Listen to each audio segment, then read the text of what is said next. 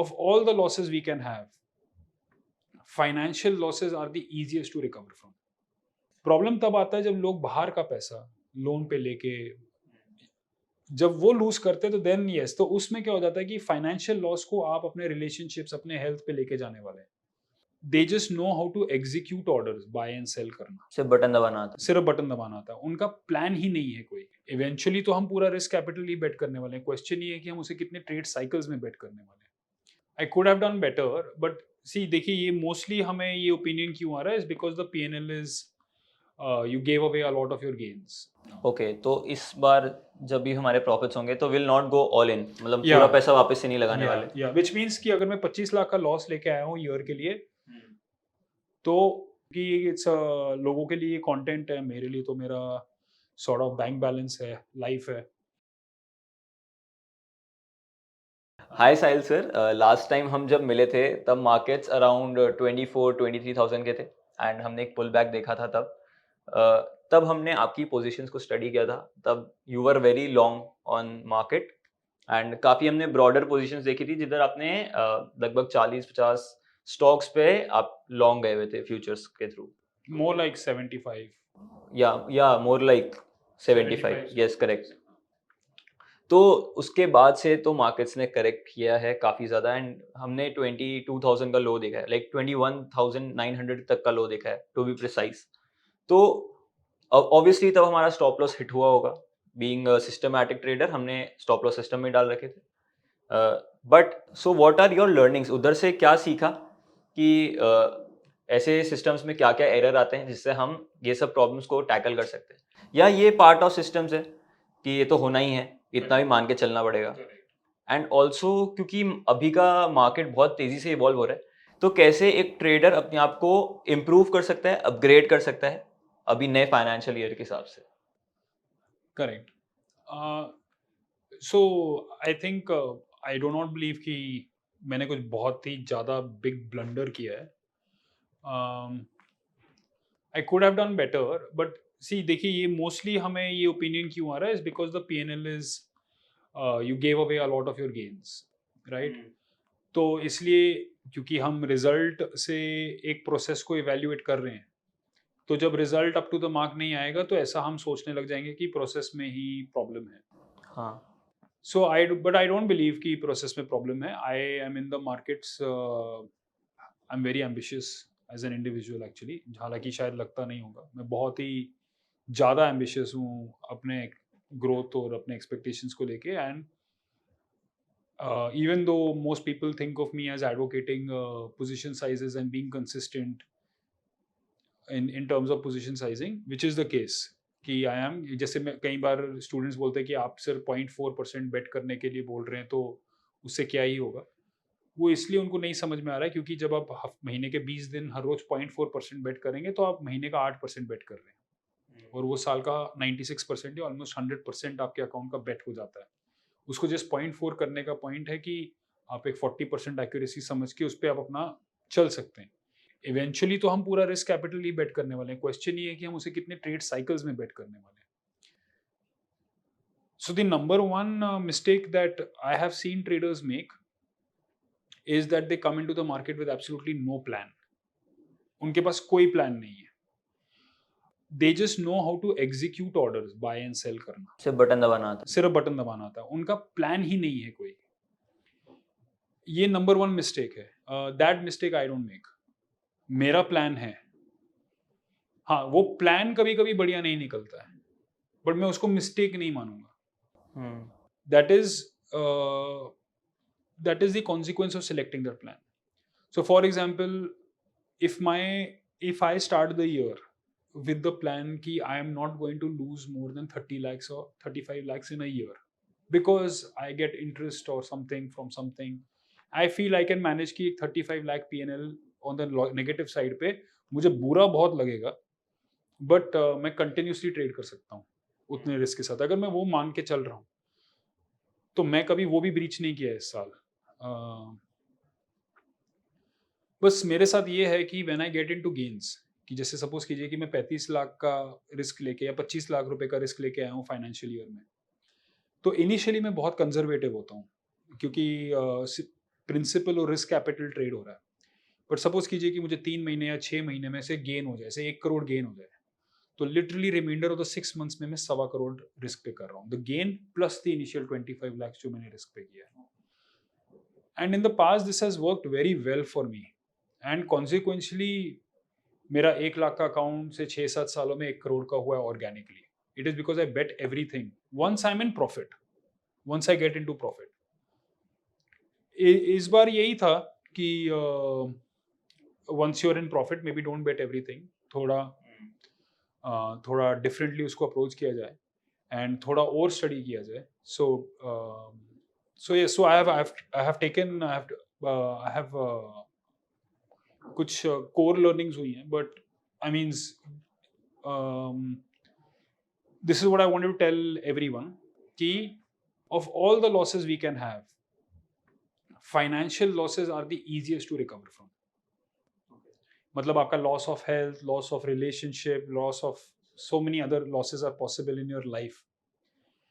अगर आपने अपना खुद का पैसा गवाया है वो तो बहुत easily recover होने वाला है, चाहे वो 5 लाख हो, 20 लाख हो, 25 लाख हो, 50 लाख हो, it simply does not matter, वो तो recover होने ही वाला है. क्योंकि अगर आपके पास उतना पैसा था लॉस करने के लिए, तो आपके पास मीन्स भी हैं उसे वापस अर्न करने के लिए. I have no ambiguity about it. Problem तब आता है जब लोग बाहर का पैसा लोन पे लेके जब वो लूज करते हैं, तो देन यस, तो उसमें क्या हो जाता है कि फाइनेंशियल लॉस को आप अपने रिलेशनशिप्स, अपने हेल्थ पे लेके जाने वाले हैं. So financial losses are the easiest loss to recover from all the losses. I have firmly maintained that. I have lost a significant part of my gains, and I'm okay with that. I'm not happy with it. Of course, I'm not happy with it, but I'm okay with it. And I have taken corrective and preventive action. मतलब pharmaceutical industry में जो काम करते हैं उन्हें पता होगा, कापा is a term that we use जब एक auditor audit करता है और गलतियाँ निकालता है, तो एक कापा फाइल किया जाता है, corrective and preventive action. तो same approach I have for my own trading कि I created my own कापा, and that is what is getting deployed this year, and I'm very technically कोई चेंज नहीं है. तो इस बार हमारी स्ट्रैटेजी सेम ही रहेगी अभी भी Strategy same, market it's just the way I'm going to go about it, the way I'm going to build positions around it, they're going to be different, and they're going to be designed कि this time by mistake also if I come into profit in the first quarter, we are not losing it. Okay. तो इस बार जब भी हमारे profits होंगे तो will not go all in, मतलब Yeah. पूरा पैसा वापस से नहीं लगाने वाले. Yeah, which means कि अगर मैं 25 लाख का लॉस लेके आया हूँ ईयर के लिए, तो और सपोज कीजिए कि मैंने 25 लाख पहले 3 महीने में कमा लिए, हाँ. तो मेरा loss capital for the year can only be 0 now. Okay.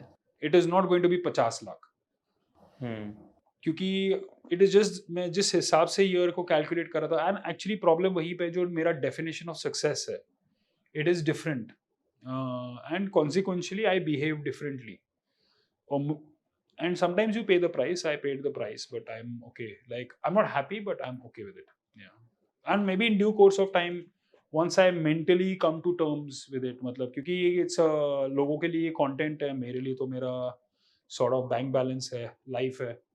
So when I come to terms with it, I will showcase it. But I need to first once again come back and do well in the market to be confident enough to start freely talking about what I have learned and what I have not learned. For now, I have, but it is very, I'm very sure that I've made a lot of changes in the system which will अगली बार ये fall आया तो नहीं जा रहा है पैसा, ये तो क्लियर है. ओके. ये नहीं जाएगा. एंड सर बहुत सारे लोगों ने MTF के थ्रू अपनी पोजीशंस बिल्ड करी थी एंड उन लोगों ने भी बहुत पैसा लूज किया है. हाँ. एंड फॉर देम बहुतों के लिए वो लोग शायद मार्केट से भी बाहर हो गए होंगे Yes. Because of the big losses.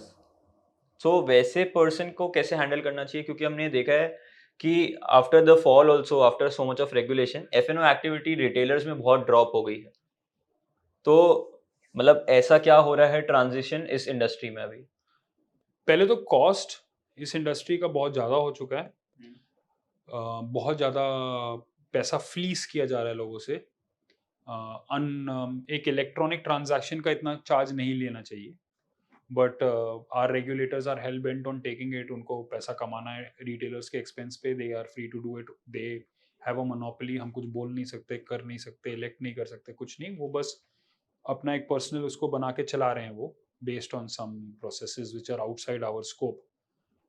दूसरा है कि जो लोग MTF या देखिए मैं एक सब ब्रोकर हूँ, मतलब मैं we are I am a financial services provider, we have tie ups with many brokers and हम लोग आउटसाइड ऑफ दिस ये यहाँ पे आके यूट्यूब वीडियोस बनाने के अलावा भी हम काम करते हैं, ट्रेडिंग रिलेटेड मार्केट रिलेटेड काम करते हैं और हमें स्पेसिफिक इंसेंटिव्स मिलते हैं ब्रोकर से to encourage the retailers to use MTF, क्योंकि रिटेलर का MTF ब्रोकर्स का इनकम है।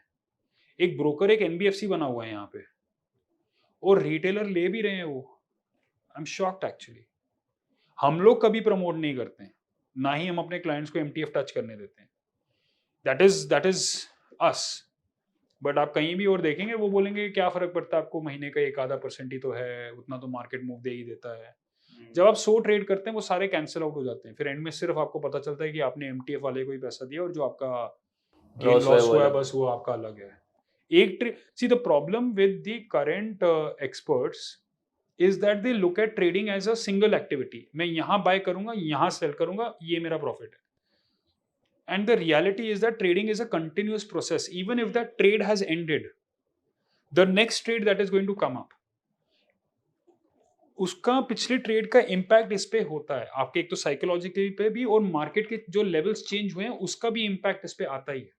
तो आपने एक स्टॉक को उठाया 100 रुपए पे, वो उठ के 200 रुपए पे हो गया, आपने बुक कर लिया क्योंकि आपको 100% रिटर्न दिख रहा है। आप बोल रहे हो मैंने तो बहुत बढ़िया काम किया, मुझे 100% रिटर्न मिल रहा था, मैंने बुक कर दिया। तो अगर बुक करके आप मार्केट से हमेशा हमेशा के लिए चले गए तो वेल डन। बट अगर आप वो 200 रुपए लेके फिर से मार्केट में आए हैं, तो जब आपका स्टॉक 100 से 200 हुआ था तो दुनिया का कोई और स्टॉक भी बड़ा ही होगा। मे बी नॉट 100 से 200, मे बी 100 से 120 या हूं नो 100 से 400, क्योंकि मार्केट टाइप चेंज हुआ तभी वो 100 से 200 बना है। सो हमारा व्यू सिर्फ उस एक ट्रेड को देखने का है कि 100 से मैंने 200 लिया था with 50 rupees sell, I am in profit, I am taking it. अगर आप लेके घर चले जाते हैं देन गुड, बट अगर आप मार्केट में वो लेके वापस मार्केट में आ रहे हैं, फिर उसका लेके वापस मार्केट में आ रहे हैं, ये एटीट्यूड नहीं चलता है। You have to see it as a sequence of events and you must understand कि after your first entry, every entry is going to give you lesser risk adjusted returns. ठीक है, जैसे अगर सपोज कीजिए कि अगर ये मार्केट का बॉटम यहाँ पे है, इसके बाद आप कोई भी एंट्री ले लेंगे, it is going to be lesser than this one. Correct. ठीक है, and that is where planning comes into play. That is where the planning comes into play. So that is why we have to, as a trader, we look at trading as a continuous activity. We understand that the market is not always going to be at support, it's not necessarily always going to be at resistance. And we have to see it as a continuous occurring event. So yeah, I would think is the message that first of all, don't come into the market without a plan. What time frame you're trading, what indicators you're using, in which time frame are you putting them, then what is going to be your risk per bet, what is the account that you have funded, what are the instruments that you're going to trade, under what circumstances are you going to trade. थोड़ा सोच के फिर उसके बाद आइए। But अगर आप सिर्फ एड्रेनलिन के लिए आ गए मार्केट में और 9:30 बजे बिना ये सोचे समझे आए हैं, see you deserve to lose money, that person deserves to lose money, उसको कोई गम नहीं होना चाहिए। मजा आया ना, मजा तो आया ना, तो बस आप पैसा दो ना। फिर काम करके जब आप पैसा देते हो तो फिर बुरा लगता है आपको कि यार इतना सब प्लानिंग किया एंड इनमें पता चला मार्केट ने 0% रिटर्न देने थे साल के एंड में। बट सो यस, तो उसका you feel bad, but that's the thing about a feeling कि वो कुछ हफ्तों में चेंज हो जाता है बिल्कुल। सो मे बी आज हम अभी फाइनेंशियल ईयर जस्ट क्लोज हुआ है, P&L स्टेटमेंट्स बन रहे हैं, तो ओके रियलाइज हो रहा है यार मिस्ड अपॉर्चुनिटी हुआ, तो मे बी वो फीलिंग थोड़ा ज्यादा हो सकता है कि 10 दिनों बाद मैं भूल ही जाऊं इसके बारे में, and I might just go on as if कुछ नहीं हुआ। So expiry to expiry changes, एक एक्सपायरी बहुत लंबा टाइम होता है, बहुत कुछ हो सकता है, बहुत कुछ मिल सकता है। So I am very hopeful, I am very optimistic. अगर नहीं होते तो यहाँ पे भी नहीं होते। So I continue to be that way, इसमें कोई चेंज नहीं है और मुझे ऐसा लगता है कि पिछले साल के मुकाबले में this year I think I will be an even better trader. Correct. And sir apart from this, अभी आपने जो भी बोला वो सारी चीज़ों को ध्यान रखते हैं, उसके अलावा भी और कोई एक चीज़ है जो रिटेल ट्रेडर को अपना ध्यान रखना चाहिए? आई थिंक ये 2 मेन चीज़ें हैं। एक तो आप अपना ट्रेड प्लान कीजिए, दूसरा उधारी के पैसे पे मत आइए। और एक और चीज़ मैं आपको ये बताना चाहूँगा कि एक फाइनेंशियल एडवाइज़र, ये रिसर्च एनालिस्ट जैसे जो हम हैं, म्यूचुअल फंड डिस्ट्रीब्यूटर, हम लोगों का काम है सर्व करना अमीर लोगों को, ठीक है, जो बहुत अमीर है। जो लोग बहुत गरीब हैं उनको एक ही फाइनेंशियल एडवाइस है कि काम करो, यहाँ मत आओ। This is not the place for someone who is extremely poor. मुझे समझ में नहीं आ रहा है। Act your balance sheet. अगर आपके बैलेंस शीट में लायबिलिटी है, पहले उसे स्क्वायर ऑफ करो। और लायबिलिटी लेके और एसेट क्रिएट करने की बेवकूफ़ी मत करो, वो भी खासकर मार्केट की एसेट्स। फिर टेंजिबल एसेट्स लो जिसको आप चेंज कर सकते हैं। तो अगर जैसे फॉर एग्जांपल जैसे आप बोलते हैं कि सर आप पहले स्टैटिस्टिक्स पढ़ाते थे, आप मैथ्स पढ़ाते थे, तो तभी आपका बहुत ही स्टैटिस्टिकल अप्रोच है। स्टैटिस्टिक्स में पढ़ाता था 2007 में, तो फिर मैं 2015 में क्यों आया मार्केट में? मेरे को 2007 में ही आ जाना चाहिए था। करेक्ट। नहीं था ना वैसा बैलेंस शीट। अच्छा, तब आपके ऊपर बहुत सारे डेट थे। जो भी था हाँ। बैलेंस शीट मैं सोचता भी नहीं था कि मार्केट में आना है। ओके। ठीक है, 9 to 5 जॉब था और मजा में मतलब in the sense I wanted to do well in my job. ठीक है, मैं एक कोचिंग एकेडमी में पढ़ा रहा हूँ, अगर दूसरे कोचिंग एकेडमी ने मुझे महीने का 5,000 ज़्यादा दे दिया, I should strongly consider it, मैं छोड़ दूंगा ये। ठीक है, बैंगलोर से करियर स्टार्ट किया, पुणे गए, हैदराबाद गए, दिल्ली गए, ये सब करना पड़ता है आपको। फिर आप एक स्टेज पे आते हो जहां आपको लगता है कि नहीं, certain action needs to be taken, more decisive action. तो जब मैंने जॉब छोड़ के ट्रेडिंग स्टार्ट किया, मैं अपने हिसाब से मैं कंपनी नहीं छोड़ रहा था, मैं एम्प्लॉयमेंट ही छोड़ रहा था। और जब मैंने कंपनी स्टार्ट किया तो क्यों बने हम फिर डिस्ट्रीब्यूटर? जैसे मैंने आपको बोला हम सब ब्रोकर्स हैं, आरए हैं, क्यों बने ये सब? फिर तो सिर्फ ट्रेडिंग से करना, क्योंकि नाउ द डिसीजन इज कि through financial markets I want to earn a living, be it content creation, be it lectures, be it brokerage, be it commissions, be it advisory fees, and of course F&O profits. ठीक है, so this was a decision that was taken. तो similarly जो लोग market में आ रहे हैं, आप एक डिसीजन लीजिए। अगर आपको मार्केट वाकई में इतना पसंद है, if you really love the markets, but आप अमीर नहीं है, तो स्टार्ट टीचिंग, स्टार्ट डिस्ट्रीब्यूटिंग। आप मार्केट को प्रमोट कीजिए, सिक्योरिटीज मार्केट को सेल कीजिए। ठीक है, राइट सेगमेंट को आइडेंटिफाई कीजिए और यही मैसेज कम्युनिकेट कीजिए कि यहाँ उधारी लेके आने वाला काम नहीं। मार्केट का यूएसपी ही ये है, it is the only place in the world जहां पे without taking any liability you can create an asset. Correct. It's the only place, आप और कहीं नहीं कर सकते ये। Without taking on a single rupee liability you can create an asset. But sir अगर हम बोलते हैं मार्केट्स में भी जब आते हैं तो कुछ ना कुछ कैपिटल तो लेके आना ही होता तो लायबिलिटी नहीं है ना, अगर कैपिटल आपका है तो। है। मतलब अगर आप उधारी लेके आ रहे हैं तो फिर तो आपने लायबिलिटी क्रिएट कर दिया। बट अगर मैं सेविंग लेके आ रहा हूँ, देखिए प्योर सेविंग पे आप कहाँ जाके एसेट ले सकते हैं? आप मुंबई में सर्टनली घर नहीं ले सकते सिर्फ सेविंग्स अकाउंट में पड़े हुए पैसे से, राइट? आप कमर्शियल स्पेस नहीं ले सकते, आप बिजनेस खड़ा नहीं कर सकते, आप अपसर्च खड़ा नहीं कर सकते सेविंग अकाउंट में पड़े हुए पैसे से। बट सर अगर मैं डाउन पेमेंट करके मतलब क्योंकि बैंक मतलब हाउसिंग आपने लोन 20% डाउन पेमेंट कर दिया, हाँ। जो बाकी का लिया वो तो लायबिलिटी हुआ ना। आप समझ रहे हैं? बट स्टॉक्स में ऐसा कुछ नहीं है ना। आपको कौन बोल रहा है कि 1 करोड़ का स्टॉक लो?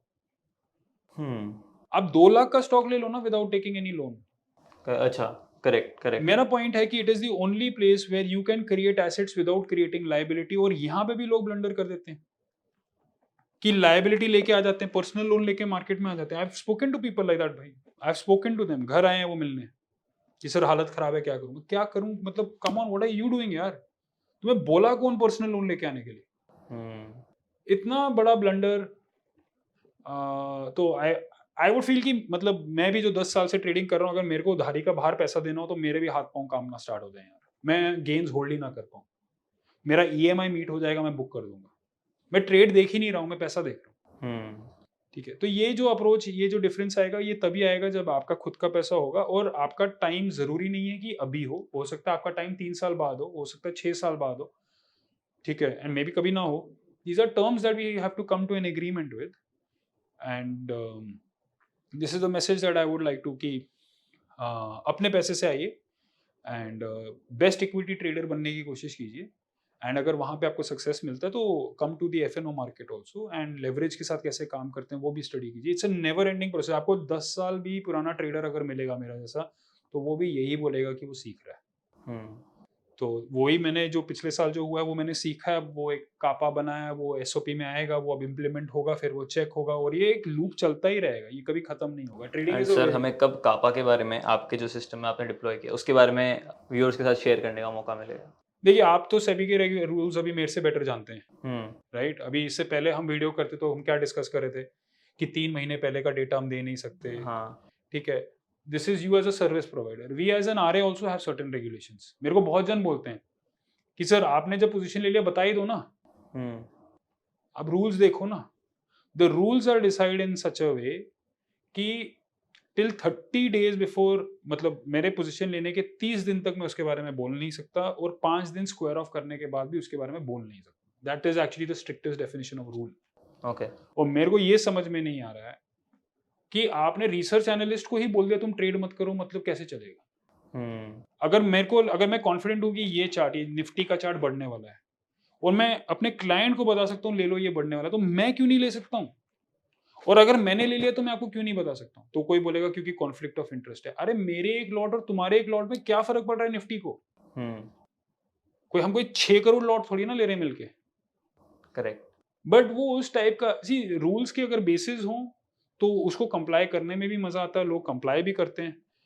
बट एक पोर्टल बना रखा है जहाँ पे आप फ्री में कंप्लेंट डाल सकते हैं। आपके बहुत सारे यूट्यूबर्स हैं जो एड कैंपेन्स रन करते हैं कि आरए पे केस डालो, मैं पैसे लगवाता हूँ उनसे, ठीक है, डिफेम करने के लिए, क्योंकि उनके पास तो 10-12 लाख सब्सक्राइबर्स हैं, तो उनका तो कुछ नहीं जाता, उनको कंटेंट चाहिए। उन्होंने कंटेंट में बेशक आपको गाली दे रखी है, कुछ भी दे रखा है, और बाकी काम तो सारा हमें झेलना पड़ता है, ठीक है। तो it is not as easy. कई बार लोग बोलते हैं कि अरे सर आप ही एडवाइजरी दे दो, इतना ईजी है क्या? क्लाइंट को लाना, उसको सर्विस करना, उसको डिस्ट्रीब्यूट करना, उसका रिकॉर्ड मेंटेन करना, पोर्टल में अपलोड करना, ठीक है। और सर अगर आप इतना ही छाप रहे हो तो 2,000 रुपये क्यों ले रहे हो, 10,000 रुपये क्यों ले रहे हो? अरे look at the cost we have to pay, the time that we have to give. और सब करने के बाद ट्रेड फेल हो गया तो एक अलग से जूता खाओ।